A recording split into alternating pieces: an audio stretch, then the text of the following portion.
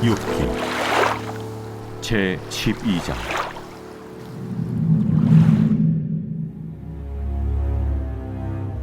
욥이 대답하여 이르되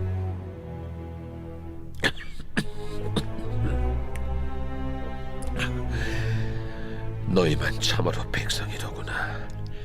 너희가 죽으면 지혜도 죽겠구나. 나도 너희같이 생각이 있어. 너희만 못하지 아니하니 그 같은 일을 누가 알지 못하겠느냐. 하나님께 불러 아뢰어 들으심을 입은 내가 이웃에게 웃음거리가 되었으니 의롭고 온전한 자가 조롱거리가 되었구나. 평안한 자의 마음은 재앙을 멸시하나 재앙이 실족하는 자를 기다리는구나. 강도의 장막은 형통하고 하나님을 진노하게 하는 자는 평안하니 하나님이 그의 손에 후히 주심이니라. 이제 모든 짐승에게 물어보라. 그것들이 내게 가르치리라. 공중의 새에게 물어보라. 그것들이 또한 내게 말하리라. 땅에게 말하라. 내게 가르치리라. 바다의 고기도 내게 설명하리라. 이것들 중에 어느 것이 여호와의 손이 이를 행하신 줄을 알지 못하랴. 모든 생물의 생명과 모든 사람의 육신의 목숨이 다 그의 손에 있느니라. 입이 음식의 맛을 구별함같이 귀가 말을 분간하지 아니하느냐. 늙은 자에게는 지혜가 있고 장수하는 자에게는 명철이 있느니라. 지혜와 권능이 하나님께 있고 계략과 명철도 그에게 속하였나니 그가 허르신즉 다시 세울 수 없고 사람을 가두신즉 놓아주지 못하느니라. 그가 물을 막으신즉 곧 마르고 물을 보내신즉 곧 땅을 뒤집나니 능력과 지혜가 그에게 있고 속은 자와 속이는 자가 다 그에게 속하였으므로 모사를 벌거벗겨 끌어가시며 재판장을 어리석은 자가 되게 하시며 왕들이 맨 것을 풀어 그들의 허리를 동이시며 제사장들을 벌거벗겨 끌어가시고 권력이 있는 자를 넘어뜨리시며 충성된 사람들의 말을 물리치시며 늙은 자들의 판단을 빼앗으시며 귀인들에게 멸시를 쏟으시며 강한 자의 띠를 부시며 어두운 가운데에서 은밀한 것을 드러내시며 죽음의 그날을 광명한 대로 나오게 하시며 민족들을 커지게도 하시고 다시 멸하기도 하시며 민족들을 널리 퍼지게도 하시고 다시 끌려가게도 하시며 만민의 우두머리들의 총명을 빼앗으시고 그들을 길없는 거친 들에서 방황하게 하시며 빛없이 캄캄한 데를 더듬게 하시며 취한 사람같이 비틀거리게 하시느니라.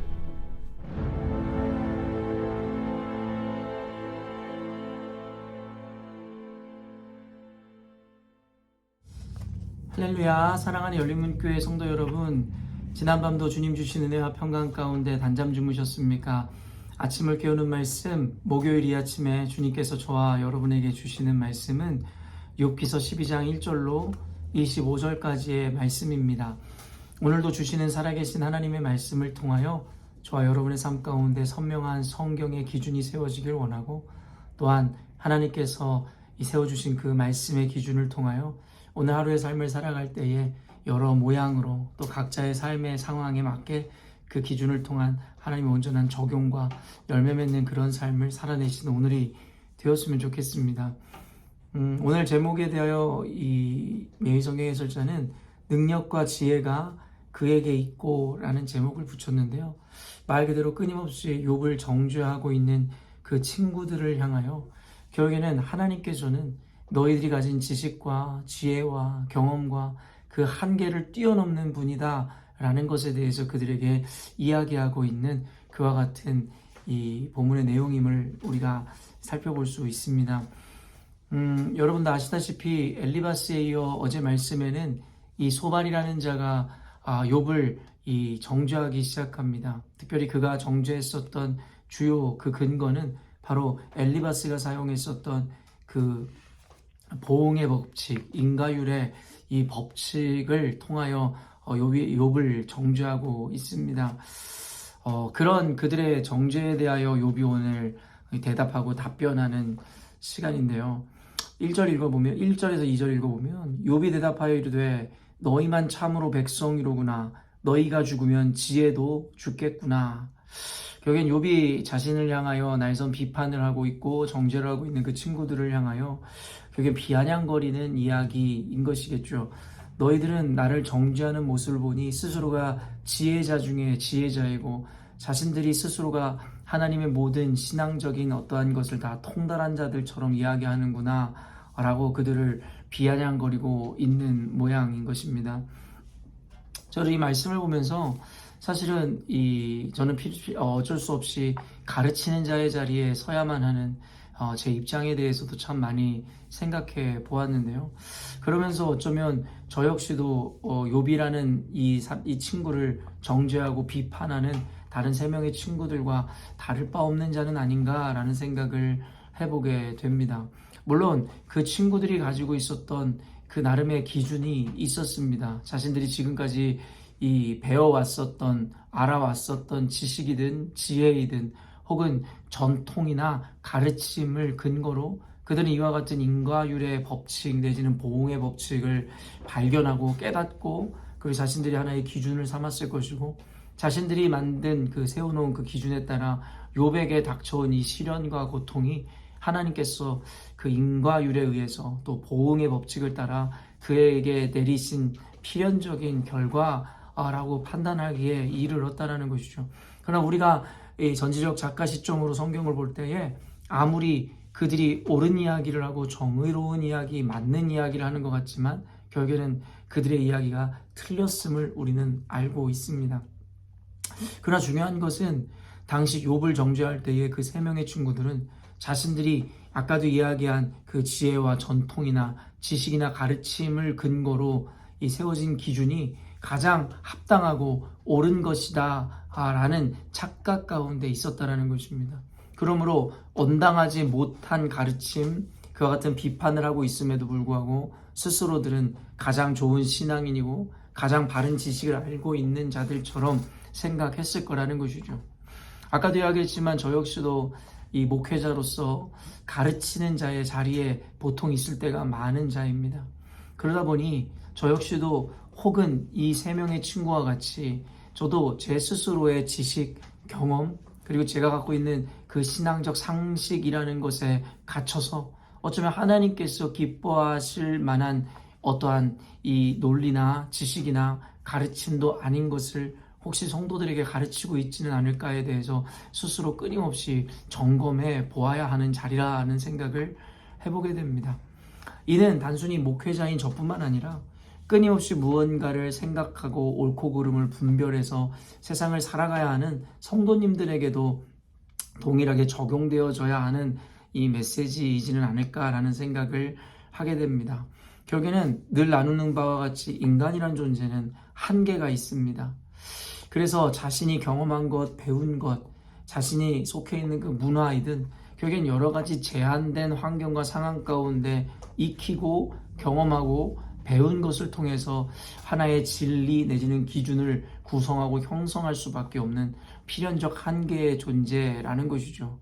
그렇기 때문에 종종 이야기하듯이 스스로가 가장 옳고 스스로가 가장 선하다라고 생각하는 그 개념은 인간인 우리로서는 가져서는 안 되는 개념이다라고 여러분들에게 늘 이야기합니다. 그래서 필연적으로 성경은 우리들에게 겸손함을 요구하고 또한 그와 같은 한계, 실존의 한계를 인정함으로 늘 하나님을 의뢰하라고 가르치고 있다라는 것이죠. 여러분도 이 말씀을 통해서 저와 함께 스스로의 입장과 상황에 대하여 한번 찬찬히 되돌아보시며 한번 반성하는 시간 혹은 점검하는 시간을 가져보면 어떨까 싶습니다. 누군가를 가르친다라는 것 그리고 세상의 옳고 그름을 분별하여 살아간다는 것 자체를 잘못된 것이다라고 이야기할 수 없겠죠. 아까도 이야기한 바와 같이 목회자는 가르치는 자의 자리에 있어야 하는 것이기 때문이고 성도들도 필연적으로 옳고 그름을 구분하고 판단하여 세상을 살아내야 하기 때문입니다. 그렇기 때문에 분석하고 분별하고 판단하고 가르치는 것 자체를 잘못된 것이다 라고 이야기하며 터부시할 수는 없겠으나 그럼에도 불구하고 내가 가지고 있는 지식과 경험 그리고 나의 상식과 문화를 통해 만들어진 그 기준이라는 것을 절대화해서는 안 된다라는 것이에요. 조금은 조심스러운 말이지만 우리가 갖고 있는 이 신앙관념도 마찬가지입니다.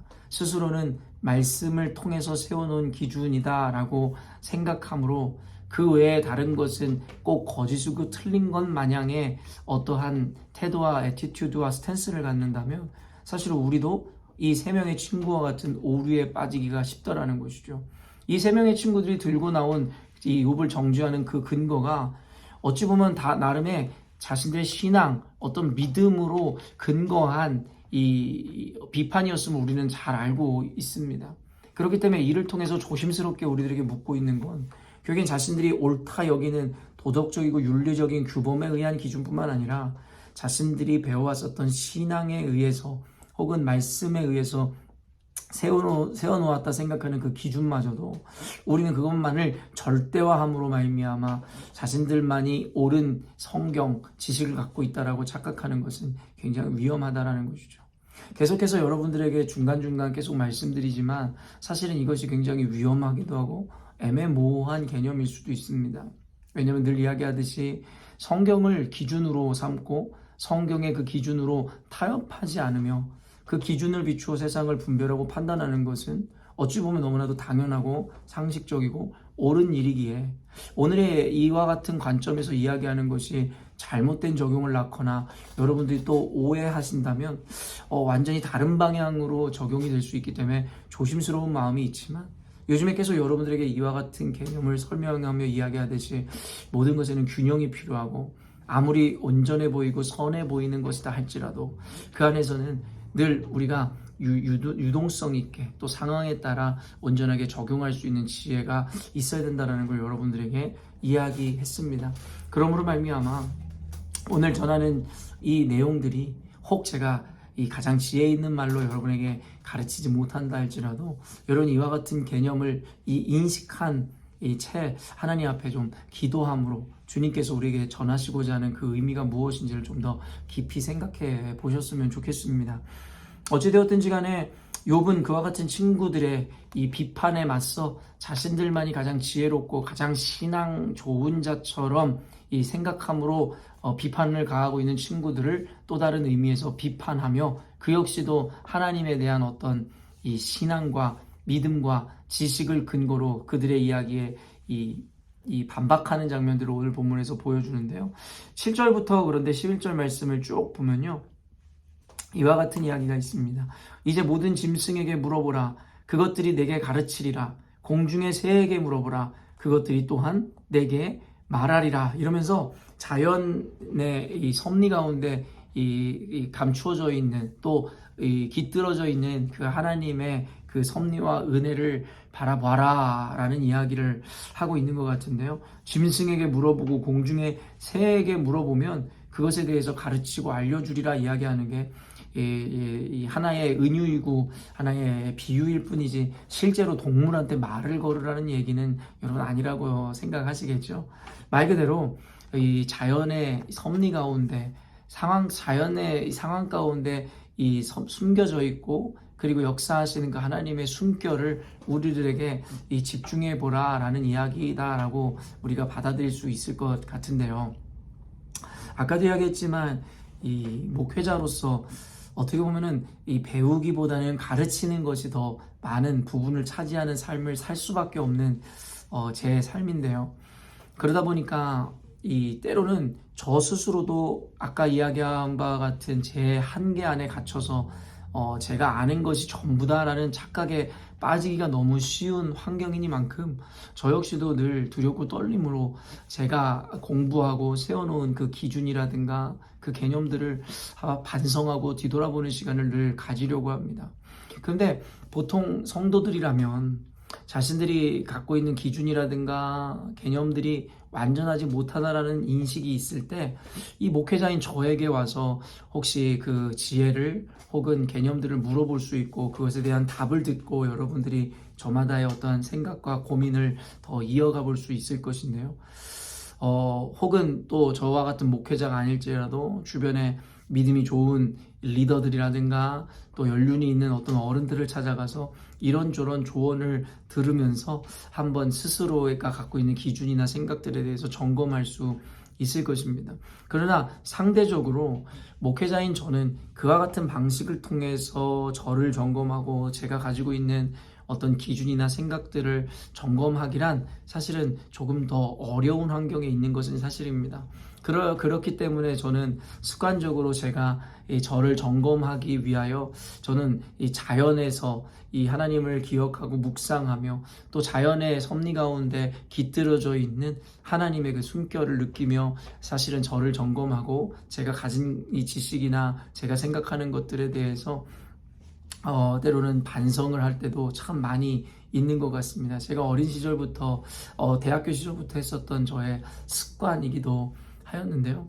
오늘날에 많은 이들이 관상기도다, 어떤 침묵기도다 용어들을 정해놓고 저마다의 날선 비판으로 그것들에 대해서 그 개념들에 대하여 정죄하고 비판하고 이견들을 서로 이 논쟁하는 것을 보게 되는데요. 저는 그와 같은 용어상의 또 용어로 인해서 이 논쟁이나 논란 가운데 어떤 입장에서 그것을 의견을 피력하려는 것이 아니라 그와 같은 그들의 정죄나 판단이랑은 전혀 무관하게 성경에서 오늘 욥이 이야기하는 것이 무엇이에요? 동물에게, 짐승에게 물어보고 새에게 물어보고 땅에게 말하고 바다에게 이야기하라, 세상의 모든 생물과 존재에게 물어보라 라고 이야기하지 않습니까?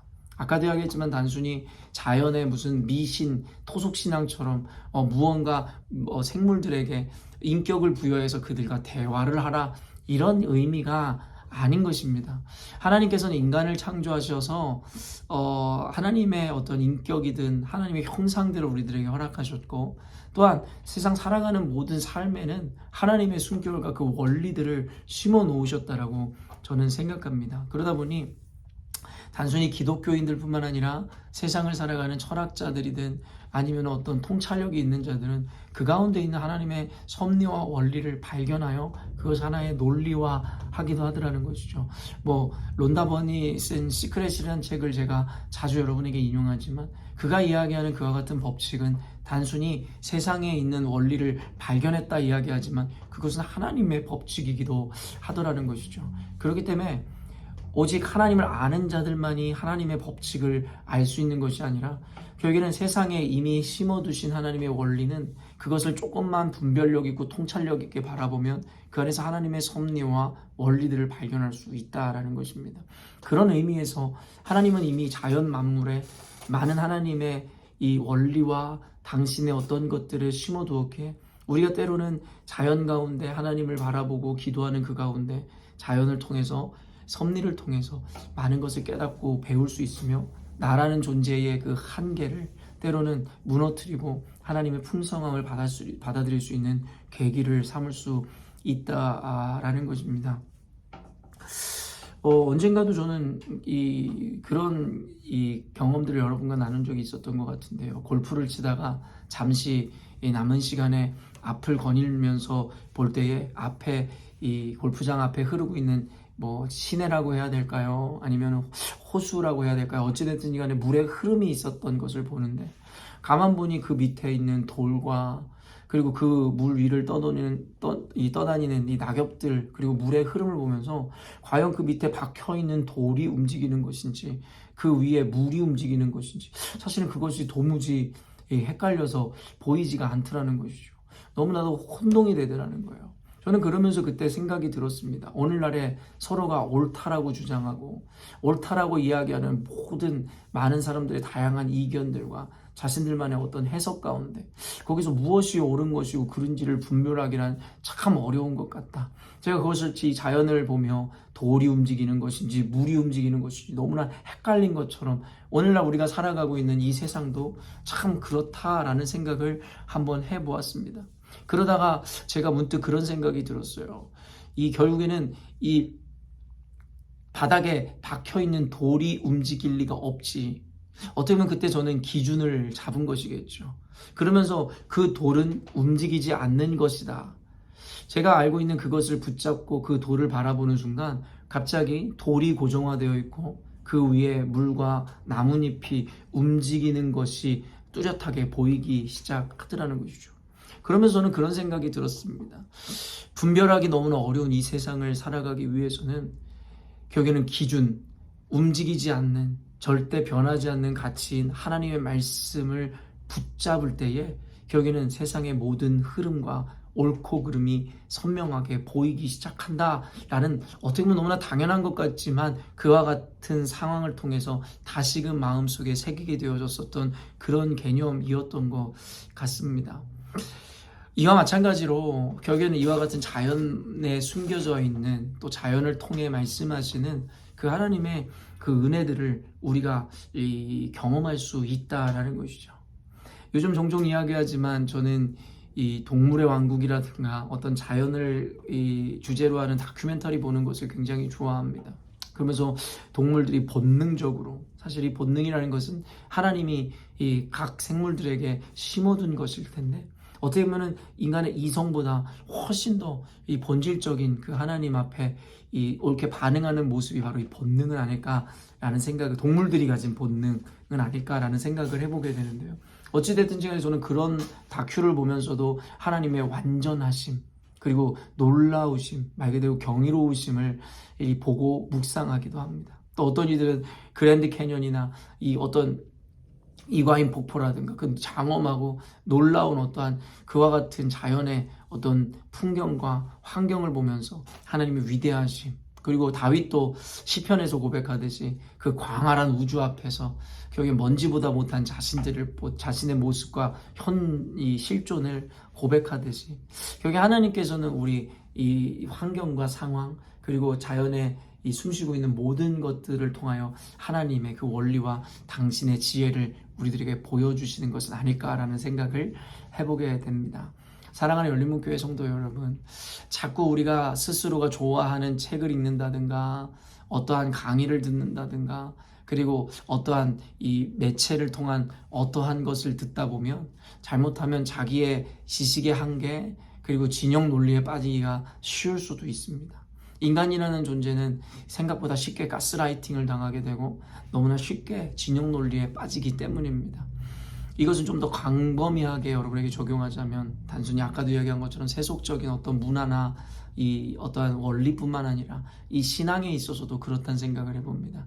그래서 오늘은 좀 특별하게 여러분에게 좀 제안해보고 싶은 것은, 여러분이 그전에 해오셨던 신앙의 습관에서 오늘은 잠깐 그 패턴에서 벗어나서, 혹시 여러분 이 마당이 있는 집에 살고 있다면 잠깐 뒷 마당으로 잠깐 나아가 보시든, 아니면 주변에 공원이 있다면 그곳을 찾아보시든, 아니면 여러분이 좋아하는 산책길이라든가 산책로가 있다면 거기를 걸어가시면서 평소에는, 보통 때는 보지 않았고 생각해보지 않았던 여러분 자신의 생각과 판단과 기준은 잠시 내려놓고 그저 보여지는 그대로 안에서 그 섭리와, 그리고 그 안에서 허락하시는 그 하나님의 원리를 잠깐 묵상해 보시고 자신을 돌아보는 시간을 가지시면 어떨까라는 생각을 해보았습니다. 사랑하는 열린문교회 성도 여러분, 신앙이라는 것을 단순히 한 가지 방법이라든가 어떠한 것으로 고착화시키거나 고정시키려고 하지 마시고, 하나님은 다양한 방식과 방법을 통해서도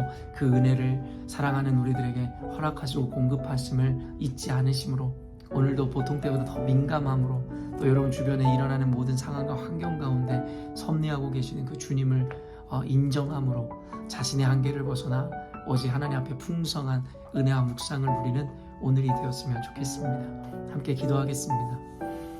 사랑하는 하나님 아버지, 오늘 욥기서를 보며 또 욥이 자연 만물에서 살아계신 하나님의 그 섭리를 보고 느끼고 배우라는 그와 같은 이야기를 통해 이 대학 시절에 늘 자연을 걸으며 하나님과 교제하고 주님과 나누었던 그 풍성한 그 만남들을 기억하게 되었습니다. 이 세상이 바뀔수록, 또 어른이 되고 나이를 먹을수록 조금씩 그와 같은 여유를 잃어버리고 각박해지며, 또 자신이 붙잡고 있는 어떤 진영과 따르고자 하는 어떤 개념에 붙잡혀서 분별력을 잃어버리고 스스로만 옳다 여기는 이와 같은 한계에 빠지는 것이 우리들의 모습은 아닌가를 더불어 생각해 봅니다. 이 영상을 보는 우리 사랑하는 열린문교회 성도들로 하여금 이 기준을 붙잡고 그 진리를 근거로 늘 흔들리지 않는 믿음은 갖되 그럼에도 불구하고 늘 고정시키고 고착화시키는 것이 아니라 혹은 내가 이 욥의 친구들과 같이 온전한 것이라고 믿어왔지만 혹은 하나님께서 기뻐하시는 것이 아닐지 모릅니다라는 또 두렵고 떨림으로 늘 우리가 고정해 놓은 그것마저도 늘 점검해 볼 수 있도록 겸손함을 또한 하나님 앞에 민감함을 허락하여 주옵소서. 특별히 오늘 말씀을 통해서 구체적으로 우리 자연 만물에 우리 일상 가운데 역사하시고 섭리하시는 주님을 좀 더 가까이 민감하게 바라보는 시간 되게 하시므로 혹은 내가 깨닫지 못하고 전혀 의식하지 못했었던 것들을 오늘 내 주변에 펼쳐지는 모든 일들을 통하여 배우고 경험하고 정욕해보는 시간을 가질 수 있도록 주님 도와주옵소서. 이 모든 일을 함에 있어서 두려움 없게 하시고 철저하게 보호하시고 인도하시는 주님을 의지함으로 하나님이 기뻐하시는 그 은혜를 발견하는 오늘이 될 수 있도록 도와주옵소서. 감사드리며 예수님의 이름으로 기도합니다. 아멘. 사랑하는 열린문교회 성도 여러분, 오늘도 주님께서 허락하시는 가장 복되고 귀한 하루를 맞이하게 되었습니다. 오늘도 살아 역사하시며 저와 여러분의 이 삶 가운데 늘 개입하고 계시는 그 주님을 민감히 느끼고 경험함으로 오늘도 하나님이 기뻐하시는 반응, 그와 같은 삶의 실천을 나타내시는 저와 여러분이 되었으면 좋겠습니다. 아침을 깨우는 말씀은 내일 아침에 또 만나도록 하겠습니다.